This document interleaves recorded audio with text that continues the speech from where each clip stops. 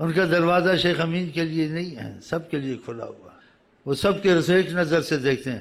یہ تعلق کا کمی ہمارے تمہارے سے، ہم خود کمی کرتے ہیں ان کی محبت میں، ان سے دور بھاگتے ہیں، ان کی محبت کے کام نہیں کرتے، ان کی چاہت دل میں کم ہے، دنیا کی زیادہ ہے۔ میں سگے دہر ہوں، مجھ کو اپنا بنا دو۔ تو سنیں گے، کچھ احساس پیدا ہوگا، ان سے رابطہ کریں گے۔ اب رابطہ آپ سوچیں گے 14 سال سور ہوں گے، وفات بعد 2 سال۔ آقا جی کو 1 منٹ بھی نہیں ہوا ہے، قانون موت کا پورا ہوا ہے۔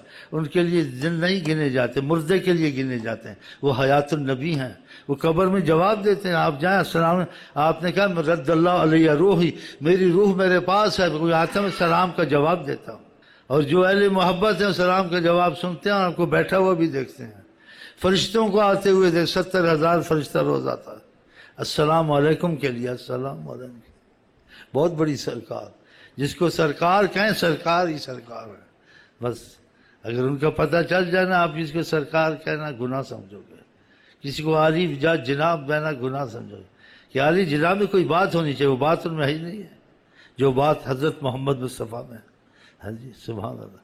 اللہ تعالیٰ ان کی محبت اور معرفت نصیب کرے، اور ہمارے ایمان مضبوط ہوں ان کے تعلق سے۔ ہاں جی، ان کی روحانیت ہر علم آپ کو نصیب کرے گی، ان کی نگاہ کافی، سب کچھ انسان جان جاتا ہے۔ پڑھنے پڑھانے کی زیادہ ضرورت نہیں پڑتی ہے، جب تعلق پیدا ہو جائے سمجھیں خود ہی آ جاتی ہیں۔ جیسے کسی پر طریقت پہ کرم تھا، اس نے کہا کہ کوئی کتابیں اٹھاؤں میں دیکھوں مولانا مسئلہ عالموں نے کیا لکھا ہے، تو محبت والا تھا، تو کہتے حجابات ہٹے آقا جی نظر آئے۔